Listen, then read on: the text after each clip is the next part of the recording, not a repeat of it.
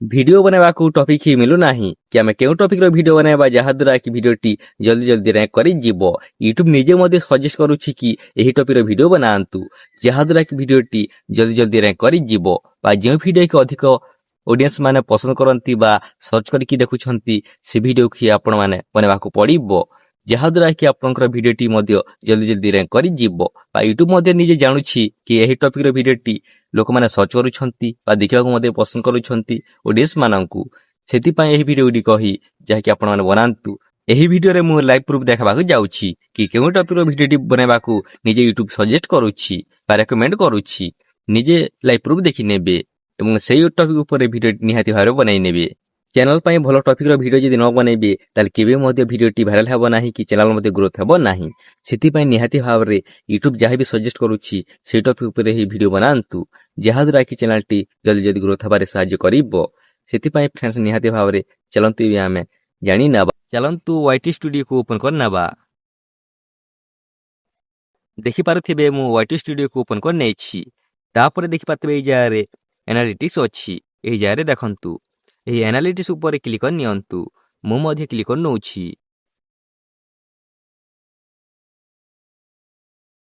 ତାପରେ ଦେଖିପାରୁଥିବେ ଏହି ଜାଗାରେ ଓଭରଭ୍ୟୁ ଅଛି, କଣ୍ଟେଣ୍ଟ ଅଛି, ଅଡିଏନ୍ସ ଅଛି, ରିଭ୍ୟୁ ଅଛି, ଟ୍ରେଣ୍ଡ ଅଛି।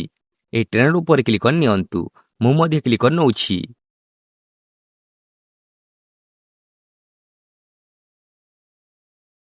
ଯେମିତି ଟ୍ରେଣ୍ଡ ଉପରେ କ୍ଲିକ୍ କରିଦେବେ ଏହି ଜାଗାରେ ଦେଖିପାରୁଥିବେ ଏକ୍ସପ୍ଲୋର ଟପିକ୍ ଅଛି।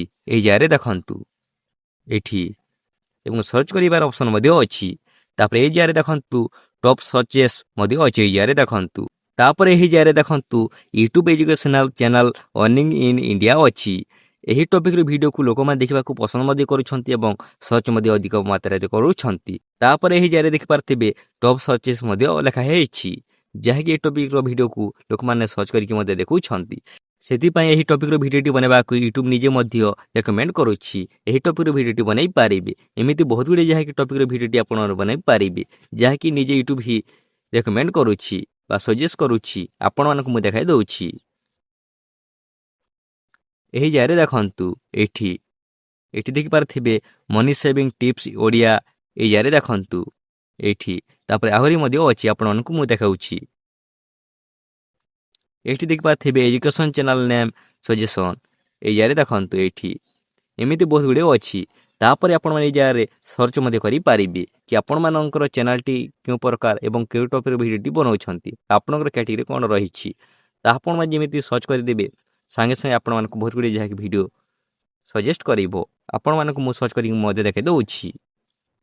ଚାଲନ୍ତୁ ଏବେ ଆମେ ସର୍ଚ୍ଚ କରି ନେବା। ମୁଁ ସର୍ଚ୍ଚ କରି ଦେଉଛି ଏଜୁକେସନ୍ ଭିଡ଼ିଓ ମୁଁ ସର୍ଚ୍ଚ କରି ନେଉଛି। ଦେଖିପାରୁଥିବେ ବହୁତ ଗୁଡ଼ିଏ ଯାହାକି ଭିଡ଼ିଓ ଗୁଡ଼ିକ ଆସିଯାଇଛି। ଏହି ଟପିକ୍ର ଭିଡ଼ିଓଟି ବନାଇବାକୁ ଆପଣମାନଙ୍କୁ ମୁଁ ଦେଖାଇ ଦେଉଛି। ଏହି ଜାଗାରେ ଦେଖନ୍ତୁ ଏଜୁକେସନାଲ ଭିଡ଼ିଓ ଫର୍ ଲର୍ଣ୍ଣିଂ ଅଛି। ଏହି ଜାଗାରେ ଦେଖନ୍ତୁ ଏଠି ତାପରେ ଏହି ଜାଗାରେ ଦେଖନ୍ତୁ ଆପଣମାନଙ୍କୁ ଆହୁରି ମଧ୍ୟ ଦେଖାଇ ଦେଉଛି। ଏଠି ଦେଖିପାରୁଥିବେ learning videos for 5 years old। ତାପରେ ଏହି ଜାଗାରେ ଦେଖନ୍ତୁ for school educational learning videos. ଏମିତି ବହୁତ ଗୁଡ଼ିଏ ଯାହାକି ଭିଡ଼ିଓ ରେକମେଣ୍ଡ କରୁଛି। ଆପଣମାନେ ଏହି ତଳରେ ମଧ୍ୟ ଦେଖିପାରୁଥିବେ କେତେ କେତେ ଭ୍ୟୁଜ୍ ଯାଉଛି। ଏହି ଜାଗାରେ ଦେଖନ୍ତୁ ଏଠି ଦେଖିପାରୁଥିବେ 37.8 crore ଯାହାକି ଭ୍ୟୁଜ୍ ଯାଇଛି ଏହି ଗୋଟିଏ ଭିଡ଼ିଓରେ।